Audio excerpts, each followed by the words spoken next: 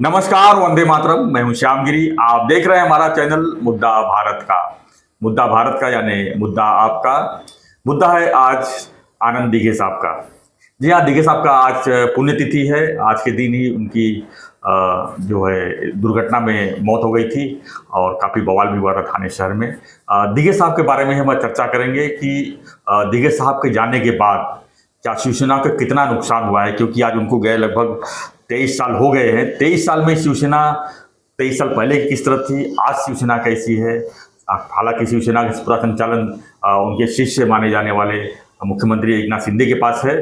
तो हम इसी पर चर्चा करेंगे कि आज जो अगर दिघे साहब होते तो ठाणे कैसी होती, मुंबई कैसी होती, महाराष्ट्र कैसी होती और शिवसेना कैसी होती।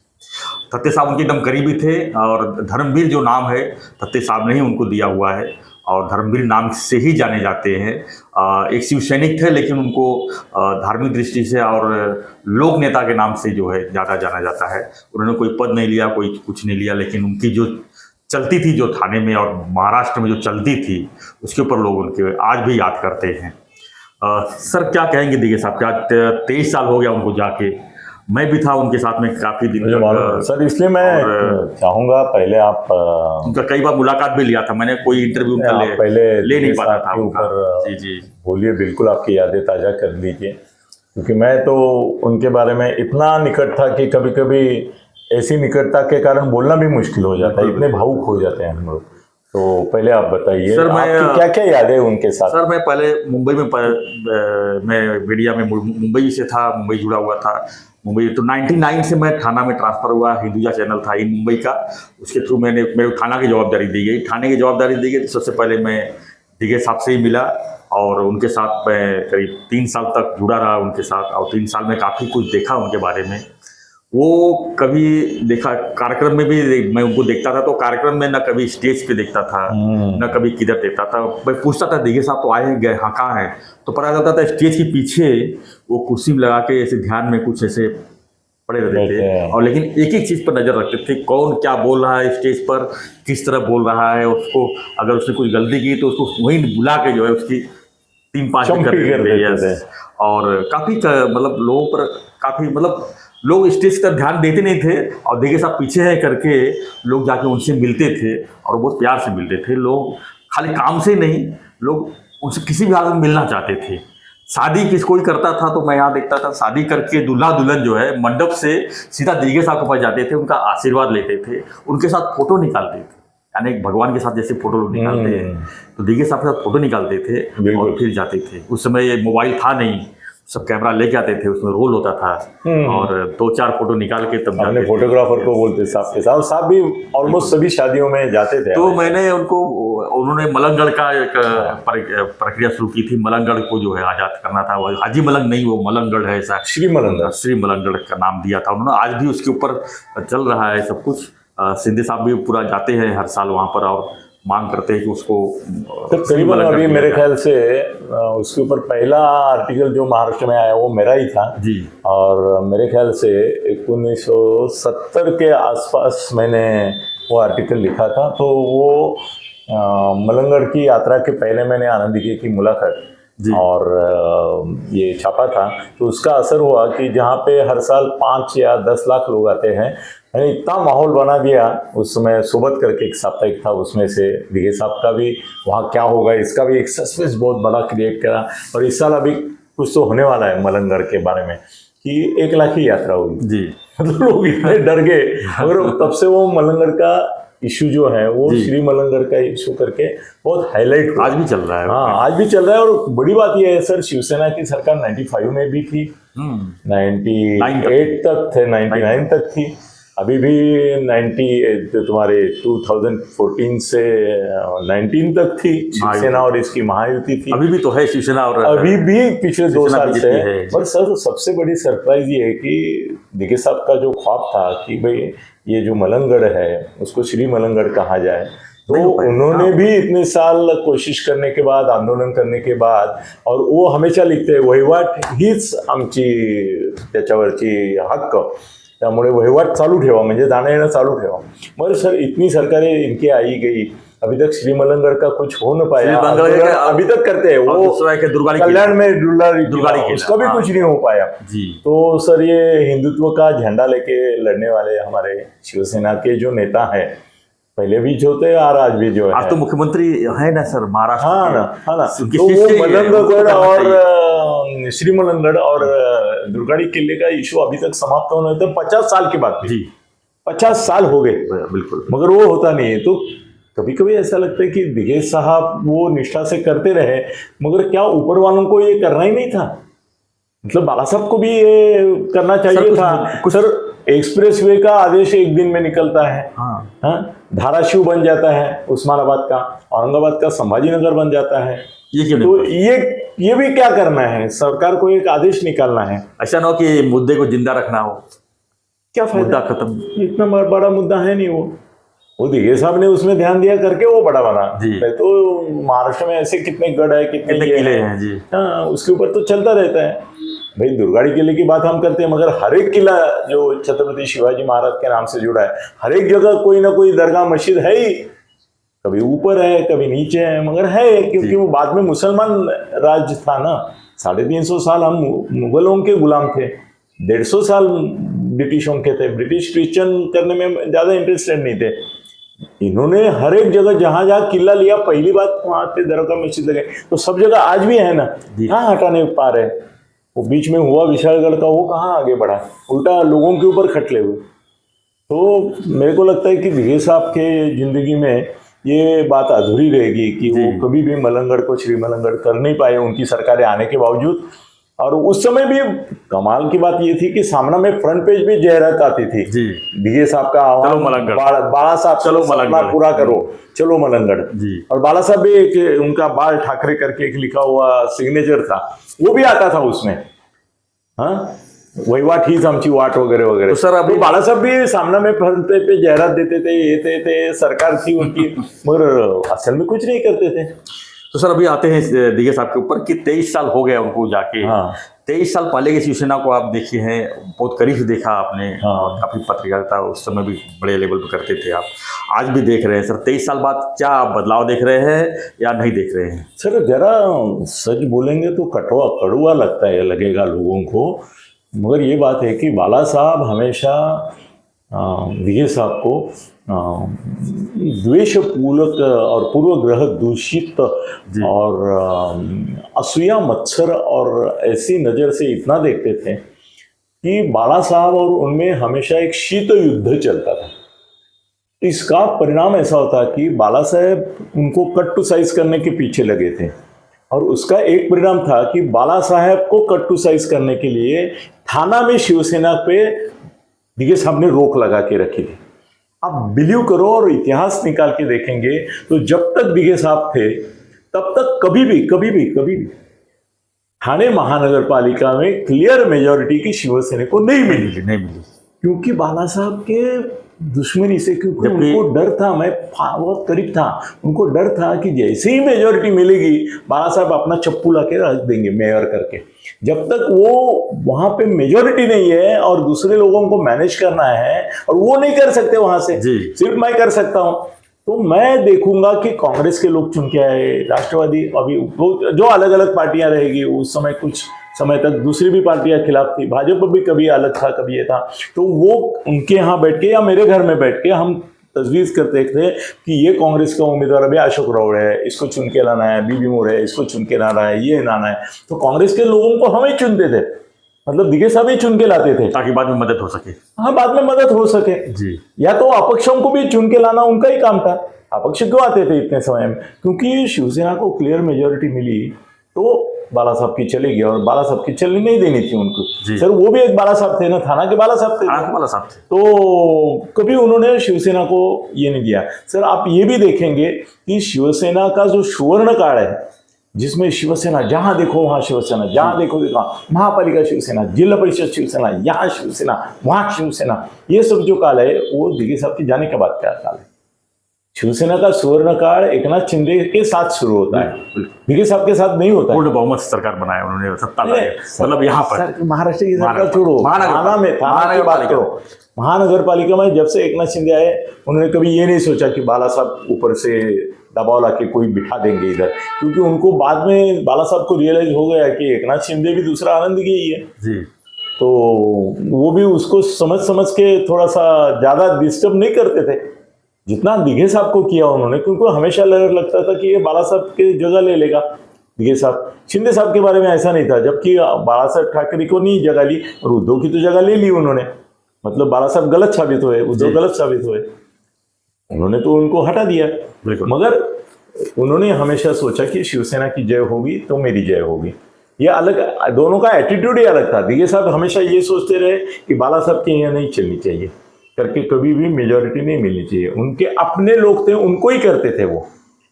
भाई एक वो मोदा जोशी था, बेचारा रिटायर्ड आदमी जैसा बिहेव करता था, कभी मुंह से शब्द नहीं निकालना पाता था।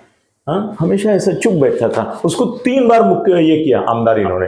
मैं हर बार बोलता था, अरे जरा तरी बरा माणूस बघूया आपण, हे काय हे बुजगावणं आहे, तो बोलत नाही, करत नाही, लोकांना भेटत नाही, पानचं गळत बसतो। सर इसको बॉडीगार्ड दिया ना तो ये स्कूटर चलाता, बॉडीगार्ड पीछे बैठता था, मोदा जोशी ऐसा एकदम आम आदमी था। वो बोला, आनंद बोला कि जो अपने से पनौती कर सकता है, जो अपने से लड़ सकता है, जो अपने को शह दे सकता है, ऐसा आदमी आपको नहीं चाहिए।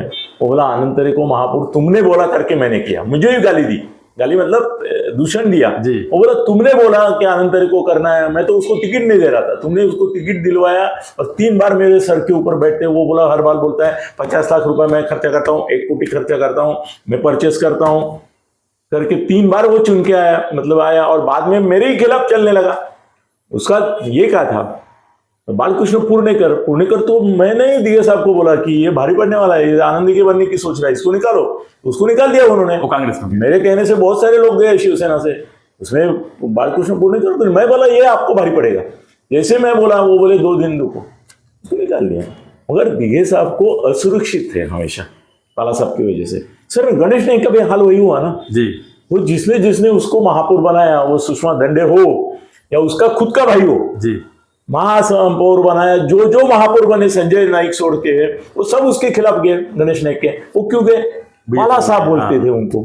सर उनका मंत्री पद क्यों गया, स्मिता ठाकरे ने बाला साहब को बोला कि इसने माथाड़ी कामगार की, इसमें मेरा 6000 करोड़ का नुकसान किया, इसके लिए बाला 6000 करोड़, हाँ उस समय 6000 करोड़। हाँ सर, क्योंकि पूरा कॉलोनी आने वाला था, हजारों घर बनने वाले थे माथाड़ी कामगारों के, और उसका स्मिता ठाकरे का कॉन्ट्रैक्ट था। उन्होंने मना कर दिया गणेश नाइक ने, तो उसने मंत्रिमंडल से निकाल दिया उनको। से ये तो चलती है मातोश्री पे ऊपर। सर अब आते हैं, सर वो छोड़ो, अगर कुछ भी हो, दिघे साहब थे, उनकी तुलना नहीं। और वो कैसे ना, बेसिकली उनकी ना एक 2 रोल थे, एक आध्यात्मिक भूमिका थी जी, और उन्होंने अपनी आध्यात्मिक भूमिका राजनीतिक भूमिका पर कभी हावी होने नहीं दी।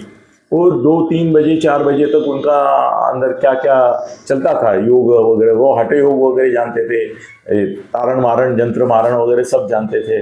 वो बहुत कहानियां हैं उनकी, वो अंदर की खुली में क्या क्या करते थे। ऊपर कितनी फिल्म बन सकती है सर, अभी तो 2 फिल्म आ गई है। नहीं सब वो तुम्हारे अंधश्रद्धा निर्मूलन वाले एक भी फिल्म आने नहीं देंगे उसमें से, क्योंकि वो सब जो है वो उनका हमने देखा है, लोगों ने कहाँ देखा है उनका क्या होता है, अभी जो कैसा रूप धारण, जो फिल्म आई है उसको कितना मानते हैं, उनके ऊपर जो बनाई है ये फिल्म?